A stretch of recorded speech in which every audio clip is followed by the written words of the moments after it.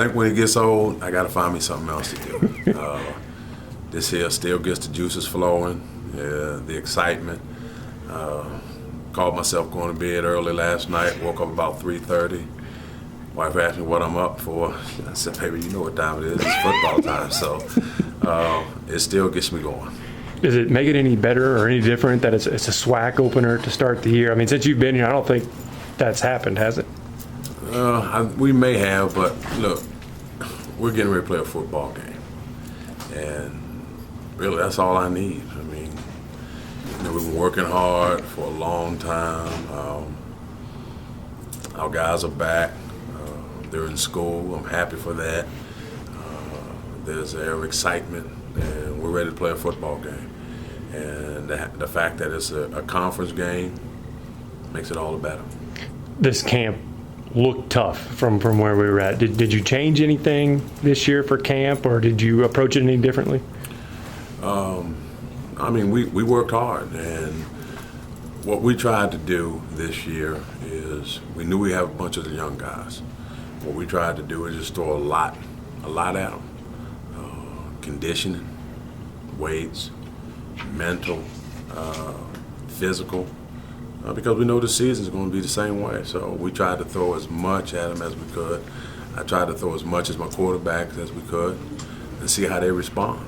And I think they responded well. When you mentioned throw a lot at the quarterbacks, what did you do differently to the quarterbacks throwing at them?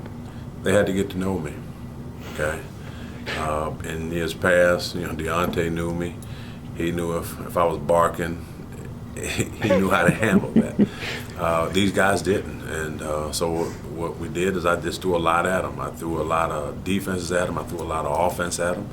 I threw a lot of expectations at them, and I was intense in practice. I was loud.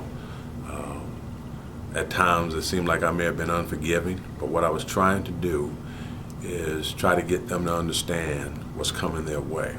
And I wanted to see how they respond. And Brandon, he never flinched. He kept learning. He kept coming back for more. He kept coming back wanting to learn more. And I think it's paying off. How fast or expectations for Brandon going into this one? I mean, he is young. You mentioned you want to probably play two quarterbacks, but talk about your expectations for Brandon coming into game one then. I expect him to go out there and play hard.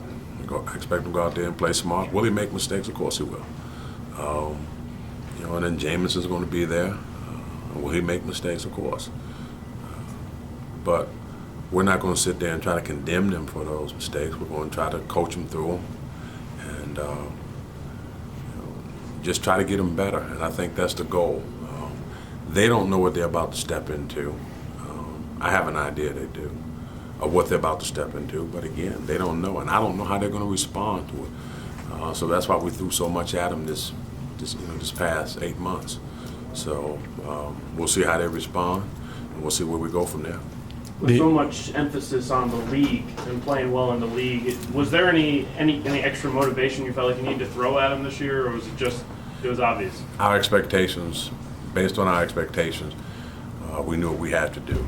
And I think that was enough for them to understand that. And they know that this is a very, very important game as far as the league is concerned, as far as us being our opener, the whole 9 yards, setting our season.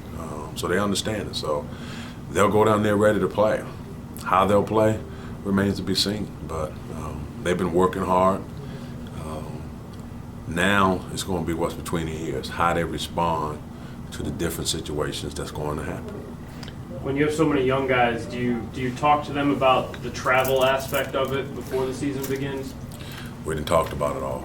We didn't talk about what's happened down there in years past. We didn't talk about what's happened in most recent years. We've talked about traveling. We've talked about who's going to be there, the crowd, their student body, the whole thing. We talked about how they'll come out the tunnel ready to play and all this kind of stuff. I mean, but you can talk about it all you want.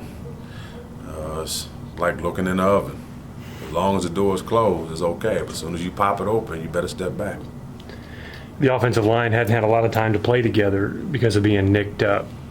After watching Saturday's film, Are you comfortable with the progress they've been able to make, or the continuity with the line? We're progressing. We're progressing in everything that we do, and that's our goal. We'll try to get better, and we're doing that.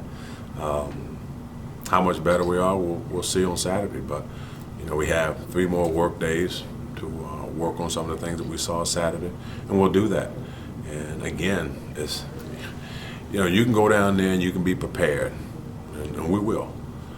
But now you got to see how these guys respond to their heat, literally, because it's going to be hot, and then the heat of the game, and the heat of the moment, and those situations. No one knows how that's going to go, and but we'll be there to work them through it, and hopefully it'll be enough. Does the lack of heat that you guys had at camp, is that really any difference, or is that just something we talk about? It makes a difference. When you've been running around and it's been 70, 75 degrees and even low 80s. Low 80s, and then all of a sudden you get down there and it's 95 degrees. It makes a difference. And so what we've been trying to do, we've been doing some things to turn the heat up, if you will, a little bit. We had a good spirited run yesterday. We'll have some great practices. The Lord is blessing us this week with some nice heat. So we'll get out there and we'll work them. And again, we'll see how we respond. Coach, how do you mimic, you mentioned the heat, temperatures are calling for 100 degrees on Friday and Saturday, and then Robinson Stadium is built into the ground. How do you mimic that? You really can't. We need to, we had a racetrack around our field. We would just ride cars around it all day long and try to get some heat going that way, but other than that, we really can't. We're going to go out there and we turn the heat up on our kids with our intensity, the intensity of our practices, how fast we move, sprinting, things of that sort. The only thing we can do is ask the Lord to bless us with some good heat. He's going to do that this week, and we'll just go to work. Then, of course, you got to take care of the pregame stuff. You got to hydrate them the proper way, and that has to happen all week long, and that's what we're doing. We got to make sure they're eating the right things and things of that sort, and that's what we're going to try to do. Are you pleased with the way the guys have responded going into game week and getting ready for the season? Well, we just started, so we'll see tomorrow. Right now, everything's fine. The guys came out today. They were excited. They were excited yesterday. We had our meetings. They were excited about that.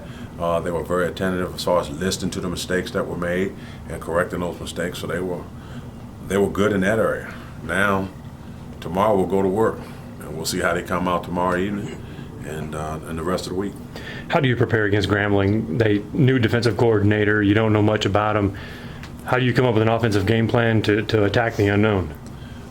You make sure you're sound with what you're doing, and when you're not, and they got one of them got you moments, you make sure your quarterback understands so he can get you in a better situation.